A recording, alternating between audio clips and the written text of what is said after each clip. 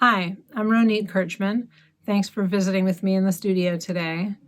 I'd love to share with you some of what I've been discovering about Vienna Symphonic Library's Big Bang collection. I recently had the opportunity to work with the entire bundle, which was pretty awesome because what I found is that the bundle as a whole provides a lot of creative opportunities and interesting interactions between the libraries, which I found to be very inspiring. What's cool about the Big Bang collection is that I feel like it is pushing compositional writing into a more hybrid space in a couple of different ways. One is in the kind of quality of the sound. It's in some cases a very massive sound, interesting sound combinations that lend themselves to additional processing to further some of the potentials that you hear from the live recordings, and also just kind of furthering the acoustic vocabulary that's in the standard repertoire of what's available in sample libraries.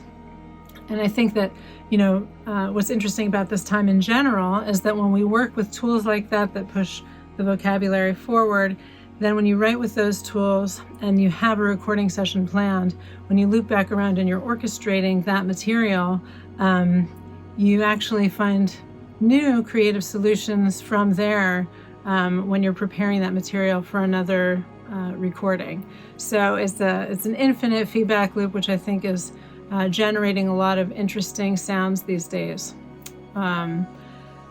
So when I was working with the Big Bang collection, I was inspired to write a few pieces which I collected into a mini suite.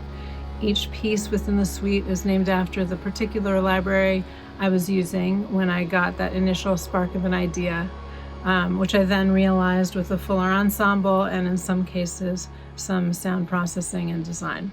So come with me and we'll take a further look at some of the cool aspects and interesting possibilities within the Vienna Big Bang collection. The first couple of pieces are entitled Neptune 1 and Neptune 2, and they feature the really fantastic Neptune Woodwinds Big Bang library. I was really taken with the range of sounds available. It's like a whole world contained within it of woodwind possibilities. On the one hand, you have this really, really robust, warm, lyrical, sustain zone, and then there are really very articulate shorts and effects that pop. So I wrote two pieces that highlight those two faces of the Neptune library. Neptune 1 is a woodwind chorale, which also contains solo oboe from the Synchron Woodwinds, as well as the Jupiter Horns Big Bang and also the Big Bang Musca low strings. And Neptune 2 is a little bit more of an eclectic, dark, playful piece, which features the Neptune library in concert with the Bosendorfer 280 VC from Synchron Pianos, as well as the Dorado and Phoenix Percussion and Big Bang low brass libraries. So I hope you enjoy this experience with the Neptune Big Bang collection.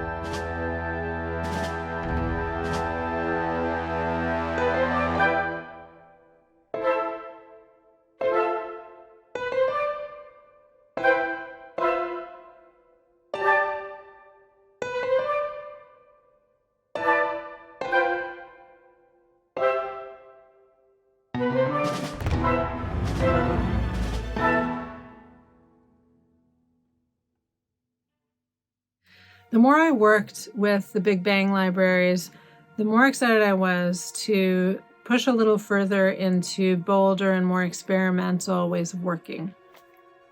When I heard the Musca Sforzatissimo low strings, I was like, this is an amazing sound, and I really want to incorporate it into a piece.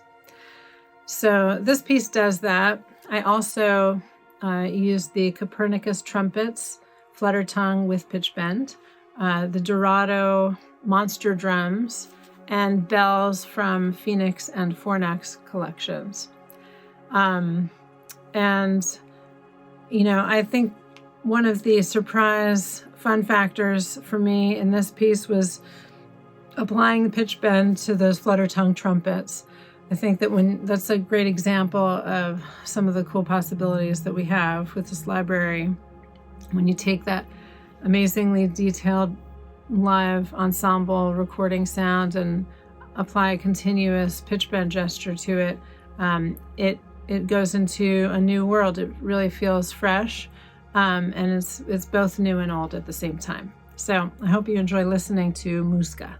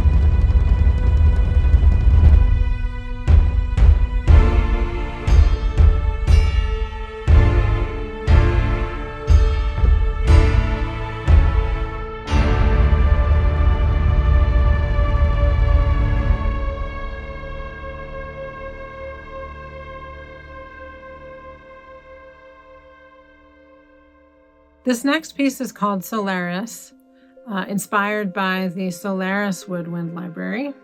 It originates with a very virtuosically performed arpeggio by the Solaris Ensemble, which I gradually add delay and harmonic processing to in a dynamic fashion. And then eventually these become bracketed by synthesized elements in the lower and higher register.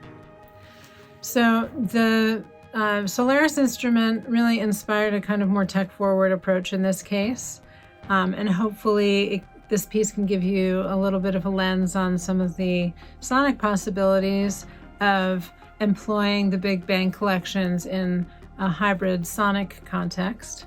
Hopefully by the end of the piece, we feel like we're inhabiting a world, and rather than picking out which elements are synthesized or orchestral and what's real, we're kind of just in an imagined space that's very much connected to and melded with reality. So I hope you enjoy Solaris.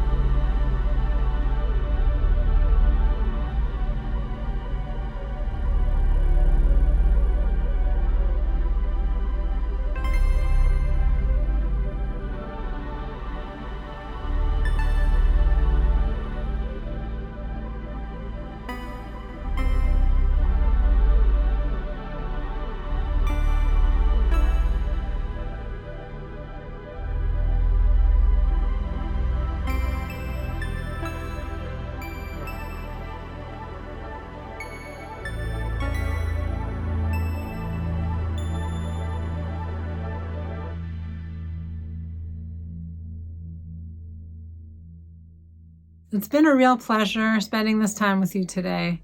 I always enjoy working with new synchron instruments, and I've had a blast just starting to explore what's possible with the Big Bang collection. So I hope that you also get a chance to work with these great libraries, and I'll see you soon. Thank you.